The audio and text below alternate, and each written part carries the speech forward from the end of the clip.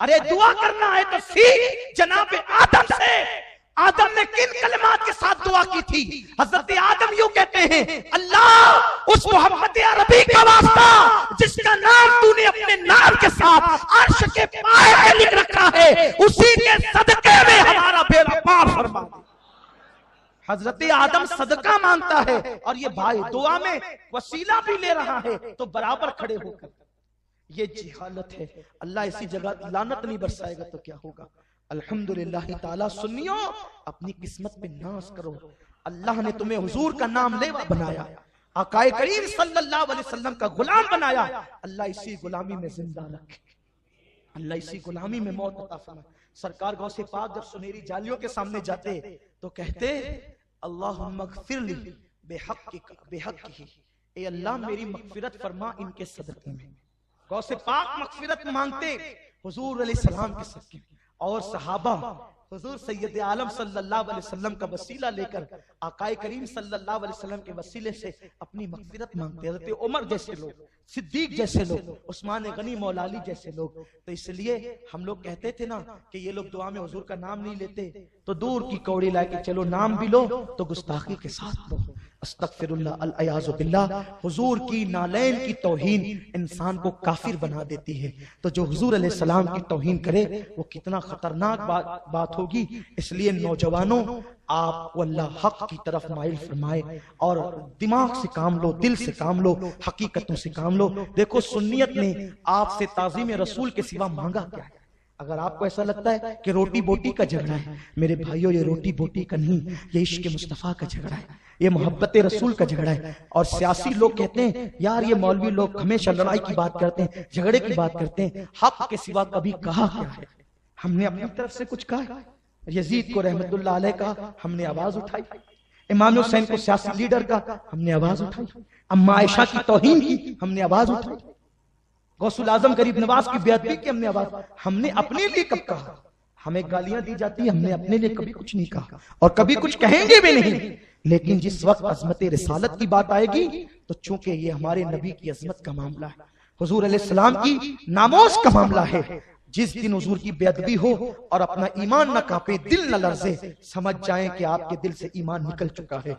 और अपने दुश्मन से ज्यादा रसूल के दुश्मन से दूर रहो। अल्लाह तबारक व तआला हक कहने, हक समझने, हक पर अमल करने की तौफीक अता फरमाए।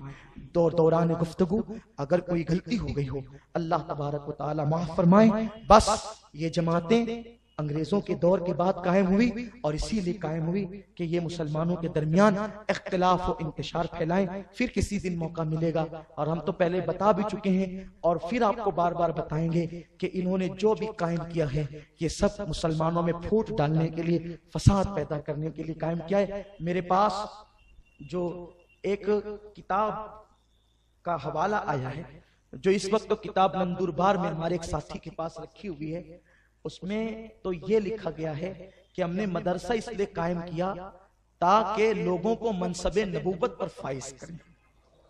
ये इनकी बोलियां हैं, बोलियां, ये कोई छोटी मोटी बात नहीं है। और जैसे अपने हवाला पेश करते हैं ना, दूसरों के अंदर हवाला पेश करने की कोई हिम्मत नहीं है।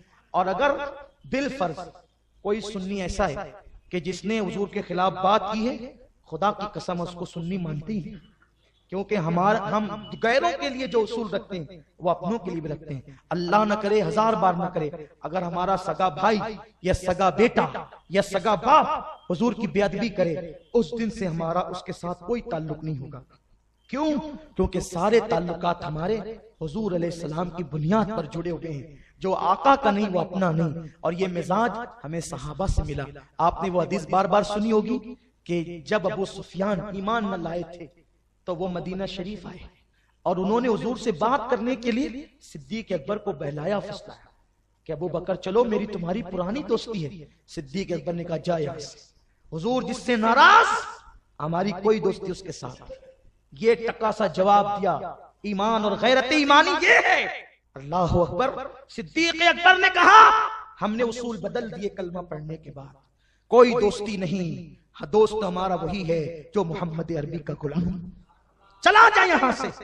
अबू सुफियान दंदनाते निकला, फारूक आजम के पास आया। वहां तो और ज्यादा सख्ती थी, सीधा निकल यहां से।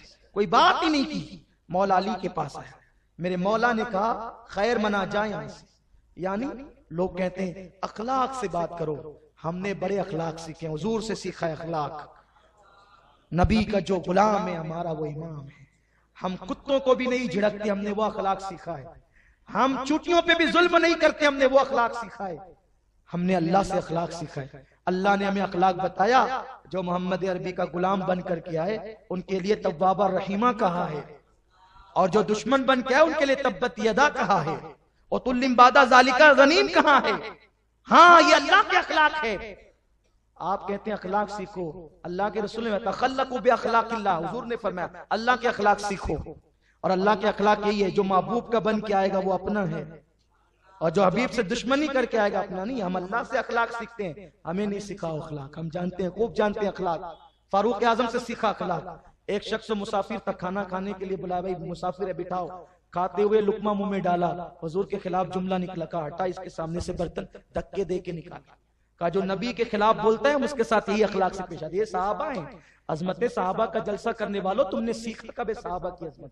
जो नबी की अजमत नहीं जानते वो सहाबा की अजमत क्या जाने। और सहाबा क्या थे? एक बुढ़िया ने कहा था ना हजरत उमर को, उमर मैं तुझे जानती हूं, जब तू ईमान न लाया था ओकास के मेले में तू बकरियां चराता था। आज अगर कैसरो किसरा के ताजदार तेरे नाम से कांप रहे तो ये मोहम्मद का सदका है। ये है सहाबा, ये सहाबा की बोली है। वो खुद कहते थे, एक मर्तबा फारूक आजम रो रहे थे और फरमाते थे कि एक दिन वो भी था उमर पर एक दिन वो भी था कि उमर बकरियां चराता था। लेकिन आज ये अजमत बुजुर्गी मिली है वो मुस्तफा करीम की गुलामी के सदके में। और जो गुलाम होगा कयामत तक उसको इज्जत मिलेगी। लिख लो दिल पर, आज उनकी कब्रों सुनी पड़ी है जिन्होंने नबी की तौहीन की है।